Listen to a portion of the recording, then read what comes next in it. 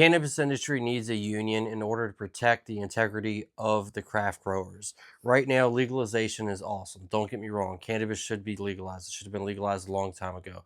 However, the way politics are running and the way that laws are being written, basically all it's doing is opening the door for corporate cannabis or big business to come in and take over and basically get the Walmart of weed, which is going to be lower quality pesticides. It's going to see everything you've seen in big agriculture, big pharmaceuticals, big business, big food. It's just going to diminish everything that we take so much pride in as small growers.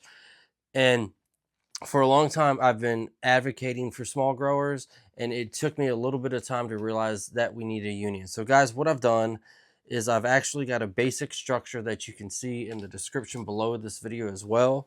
And I'm putting myself out on a limb here where I think we need to organize as local chapters in your states, state chapters, and then a national chapter of what we call the Cannabis Commission. Okay, and I'm going to break it down for you. And the reason for this is local small time growers should have the exact same opportunity at financial freedom, or not freedom, but success, as the MSOs or the multi-state operators. Because as of right now, all that's happening, and you can see this in the comment section on most of my videos, and everybody agrees with me with this, is multi-state operators, MSOs, are just coming in and blowing out the mom and pop shops. Local economy matters more than national economy. It's the small guys. Everything small or everything big starts small is something I've always said. And if you don't protect the small mom and pop shops, the small local growers, and all you do is focus on giving the benefit of the doubt to the corporate cannabis, you're going to kill the industry, and it's already happening.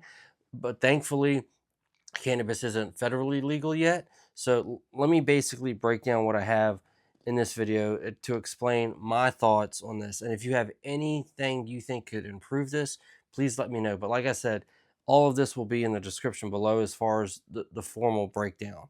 And I'm also setting up, I have to do this today. I'm setting up a web page for membership. Like we need all states on board, but before I can actually get this going, I need to do a membership web page and stuff like that. But I wanted to put out a video just to get the word out there to see how people feel, because I did a YouTube short the other day and somebody made a comment, from Michigan to Cali, or right behind you. So guys, I'm gonna do this. All right, so let's get the basic structure. All right, it's three main points. So you need a national commission. I like calling it the Cannabis Commission instead of the union. And I got this idea simply because I was looking at my grandfather's old union carpenter books. He's dead, but they were like from the 40s and 50s. And I don't know, seeing the penmanship, it was cool. But anyway, so you need a national commission, which is basically going to be a 7-people board.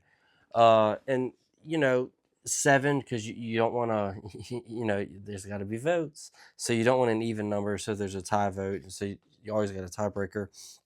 But minus the national commission, you want state chapters. So every state has their own chapter. Those states will also have, local chapters as well. And then you also want um, it shouldn't just be growers. It should be, the members should be growers, activists, consumers. Like, anybody can join that wants to support the idea of a unionized cannabis industry that protects small farms. All right, and then you're going to want a council of growers as well. So the growers council will be basically, it's kind of like the Senate, or Congress, where you're getting 2 people from each state. So like, I'm in Virginia, so Virginia would have 2 people that would represent their state, and then, Michigan, California, Oregon, and that council would actually help, protect small growers' rights on a federal level once cannabis becomes federalized. But let's talk about, all this definitely revolves around funding and money, and the fact that this is going to be I'm going to say, if once cannabis is federally legalized, you're talking about a 350 to 400 billion dollar business. That's my projection. I know some people might argue with me, but that's what I believe. But right now, I think it should be basically a tiered system as far as memberships, because just like a union, you're going to have to pay your monthly dues. I mean, you're already paying Netflix subscriptions and your Amazon Prime. So why don't you actually pay for something that fucking matters? So it should be a full grow membership. All right. So the top tier would, for me, would be, and all this will be in the description. So a top tier would be a full grow membership license, but a small canopy license. Right now, the way that most of these states are, they're just copying and pasting these laws. So there's only a 3-tier license. I suggest there needs to be a micro license. So for smaller canopy sizes, and if your canopy size license is too big, you cannot get into this union. This union is specifically designed for craft growers. And the reason for that is you don't want a big MSO coming in and being able to influence the laws that we're trying to protect. Because the craft grower is a completely different entity than the commercial grower. And I'm sorry to say that for any MSO that's preaching, they're producing the best of the best or whatever like that. Bullshit.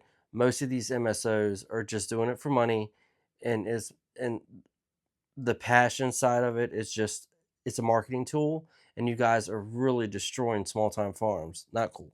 So you would have a grow member, like you would have a membership fee. I'd say like 25-30 bucks for a full grow license. That's somebody that's licensed, and this membership would be eligible for a leadership position in a grow council for the state.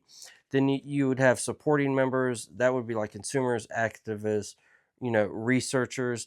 And what these memberships would pay for, and this is something that I've talked about a lot too, is I wanted to basically make a community center. This is how this idea started. I wanted to make a community center where everybody shared a space for processing, testing, edibles, drying, curing, and growing. So basically, I wanted a single property, and I called it the plant. Go figure. Uh, where growers could rent their own grow space and grow how they wanted to, but they would share a processing space, curing space, basically a workspace, and then basically a cannabis farmers market, if you will, and a space to sell their product as well. And along with the laws as well, all these small time farmers should have a consumer direct sales license. So you shouldn't have to go through a wholesaler if you're buying from a small time farmer. So that's it, guys. This is the first video I'm doing on actually talking about this and making it in a long-term format videos, for me, because I did a short yesterday. But I think this is the way that I want to go. YouTube's definitely channeled me in that direction, and I'm getting a lot of feedback from all of you in the comment section. And I want to make this happen, but to make this happen, we all have to unite. We have to unite, guys. And I really want to see this happen because I think it can work. So peace, stay green, keep growing, and I'll keep you updated.